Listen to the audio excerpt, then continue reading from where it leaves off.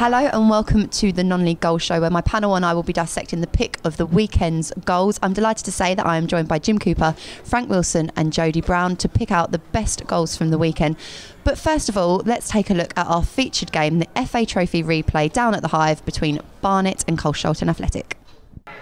And again, Barnet have possession, completely dominating the possession stats in the opening 10 minutes, and they look to go into the box, and they have made it into the 18-yard box, gone all the way across, surely 1-0, and it is going to be the first goal of the game. It's been coming, and it was tucked home by Colterhurst inside the 6-yard box. It was a really fine move from Barnet.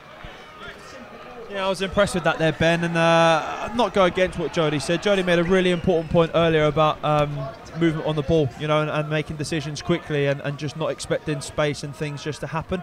And I think that what we saw there was a good example of that. And it's Barnet once more that have possession deep inside the Carshalton half. And again, it's neat, patient passing that Barnet have done so well in the opening period of this game. And again, it goes to the far side, and maybe another opportunity for a cross. Quick feet from the winger into the 18-yard box, a chance to cross the ball all the way across the goal, and it just flashes past that far post, and it was almost two, Jody. Yeah, I really think Peter, the Carshalton manager, he's got to be thinking now how to affect this game, because the way they're setting up, Sweeney's actually coming out with a ball from centre-back for Barnet, completely unopposed. He's travelling into the final third, creating overloads, and there's just available players everywhere. Yeah, it's been a hard night for him so far, but I think that what we're probably seeing is the impact of what the first leg looked like, or the first game, when they drew 3-3 at Carshalton. What we're obviously seeing is a systematic and a setup and an approach to obviously what they'd done on the night and what they felt worked. Obviously difficult for us to determine that. We didn't do live commentary from that game, but you know, undoubtedly how they've set up tonight is probably how they thought the first game went and what they got success from it, and obviously drawing 3-3, which they did, and it was a good result. But we keep saying it, Carshalton, they've got to change something. You know, I think as a manager, you've got to be brave. No matter how early on in the game, you've got to be brave and make decisions to change the game. Once again, Robson just brings the ball out for the Barnet back four. This time he's lost it, and maybe an opportunity for Carshalton, and they're in on goal. It's 2 against 1 into the 18-yard box, and it's 1 apiece. Unbelievably, Carshalton have scored their first opportunity of the game. You could say the first time they've been in the Barnet half, and the Carshalton fans on the far side celebrate, as do the players, and it is unbelievably 1 apiece. Yeah, it's a great counter-attack. As I said, there was always the possibility that Barnet would get lulled into a false sense of security. You just saw them sort of dawdling in possession there. They gave it away cheaply, it got nicked, and the one thing that you can definitely do tonight against this Barnet side is play balls quickly down the sides of the two centre-halves. The full-backs are very, very high, and the two centre-backs are very, very exposed. He played down the side of Sweeney, he beat him in a race, and it's a tremendous finish, especially given that he probably hasn't touched the ball yet tonight. Brilliant finish, and as we said, Frank, it's just one opportunity, and they played it so well. That ball through, they really did play that counter-attack perfectly. Yeah, listen, I don't want to take credit away from Carshalton. It was a great goal. I've got to be brutally honest. There was nothing emphatic about that attack at all. That was a pass behind. And maybe an opportunity, and unbelievably, wow, it's 2-1 to Barnet. What a finish that was from the edge of the box. Shifted it with his first touch, first time with his left foot. Great finish again, cutting passing play straight through the Carshalton midfield. Perhaps Carshalton have just awoken the beast. Here you go, it's a restart, throw in deep in their own half, and you can see Dixon calling his players forward to try and press higher up the pitch, and it's a really sensible idea. Well, they do get the ball, and it's perhaps a chance for Mendy. On his left foot, goes for the shot, and it's saved by the keeper really comfortably, but just shows, Jody, if you press and maybe take your opportunities, there are chances there. They're National League players, Ben. It's not Lionel Messi out there. If you get some pressure on the ball, they will make mistakes and give it back to you. Tommy Bradford on the ball, perhaps the size of Lionel Messi. Just plays the ball into Mendy, who almost gets past Sweeney, goes down, looks for the free kick. Sweeney brings it away and brings it across the halfway line, and Barnet come forward with pace once more, and it's with Coulterhurst on the edge of the 18-yard box, looks to Cole, right-footed, and the keeper makes the save, and it was a good save by Oman, just tipping it round the post. Is it just a question of needing to play that ball better, Frank? Yeah, listen, but I think that players in midfield... Cross goes in low, maybe an opportunity. The keeper's out of his goal, it's cleared off the goal line. Thought it was going to be a third for Barnet then, it was cleared off the line somehow. We can't yet see whether or not it's a change of formation, but the personnel change is quite obvious as to the approach of the game and the differences between the two players. And Carshalton are in, maybe an opportunity, it's off the post, wonderful strike, back in again, and it's cleared away, real chance for Carshalton at the beginning of this second half. Yeah, fantastic strike, Bobby Price there, he got himself high and forward in a good position, ball fell to him kindly, struck it extremely well, and it was unfortunate. I thought it was going to go in off the post, but ricocheted off and unlucky. Yeah, certainly have been a few glimmers of hope for Carshalton. Certainly in this second half, they started it really positively, and goes through to the substitute again, Corboa, and the ball's played over, and now an opportunity, and Barnet are out of possession. They drive into the box. What can they do? Play it all the way across, and it was the wrong pass, really. It was low on the floor. It probably needed to be a little bit higher, Frank. Yeah, it did. I mean, I felt sorry for him there. Bobby Price, I think his first touch let him down slightly. Once more to the box, and once more it's headed away by a Carshalton player. They just can't get possession in the last few minutes though, Carshalton. Again they go long, and again it will be won by Barnet. This time really good play from the substitute Corboa, who just uses whatever strength he had. He's in for Sweeney, and now Carshalton in, real opportunity for two apiece. Brilliant save from the keeper, still bouncing around in the box, and somehow Sweeney takes the ball away. It was a wonderful opportunity to make it two apiece, and you have to say that is a fantastic save from Will Huffer. Christy Patterson, Ben, I mean, I can't believe it. I mean, he had too much time in the end. You know, he raced clear a goal. Again, it's just lacklustre from Barnet. It's complacent. He raced her on goal, and to be fair, yeah, the goalkeeper's made a good save, but you've got to score.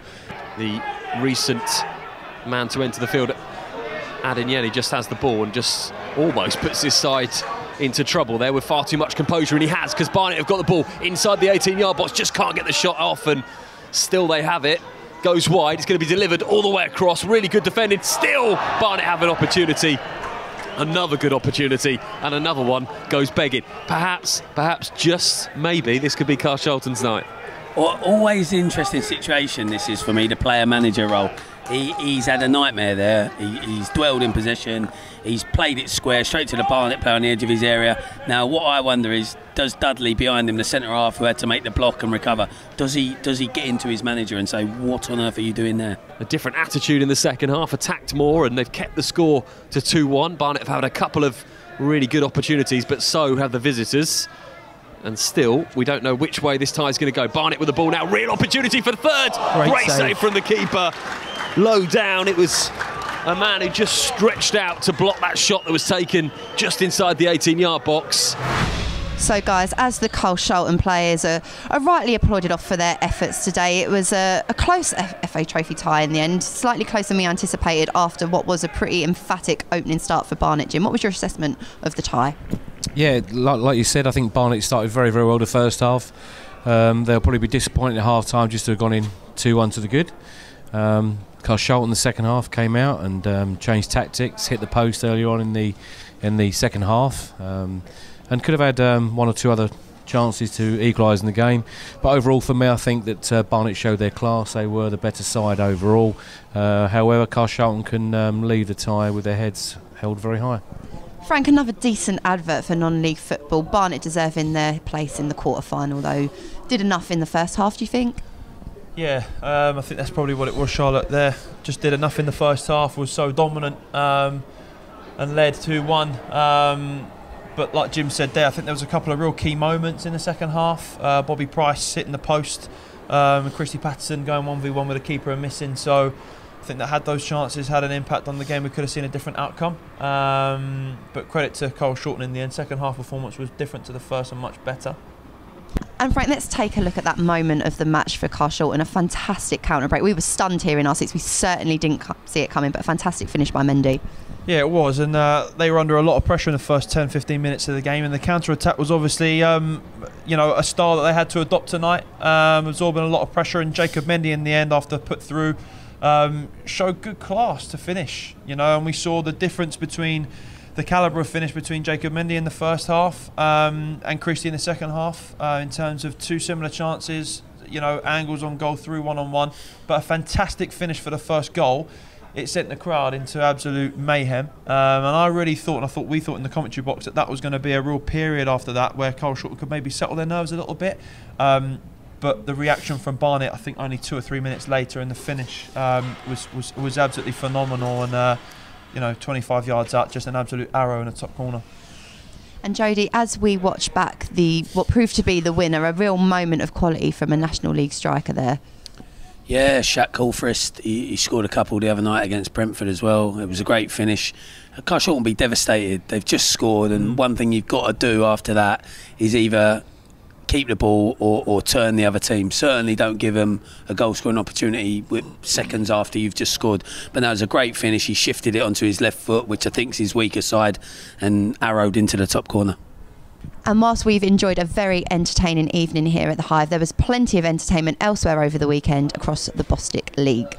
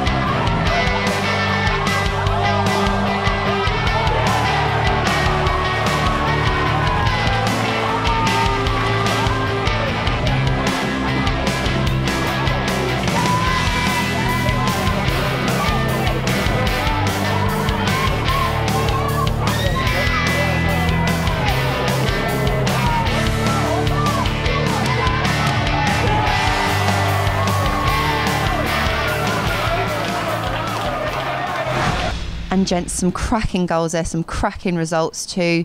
Jim, who was your pick from the weekend? Yeah, well, Dorking cementing their place at the top of the league. 7-1 victors over local rivals Kingstonians is obviously a magnificent result for them, especially with Haringey also slipping up at the weekend. It just opens that little bit of a gap. Some really important results. Frank, any picking your fancy over the weekend? Yeah, I'm going to go with Carl Shorten's victory over Haringey. Obviously featured them tonight, but I thought that Haringey have been leading the way all season long. So for Carl Shorten to be able to win 3-1 at home to Haringey was an excellent result. So they were my pick of the Bostik Premier's results. And finally, Jody? Bostik North, there was a top of the table clash. Malden and Tiptree against Averley. Really important fixture. Malden, who are getting strong at the right time of the season, managed to win that one 3-1, and I think they're looking good bets for promotion. And that's our panel's thoughts on the best results from the weekend. But don't forget, you can share your opinions with us by connecting on social media, official BOTM.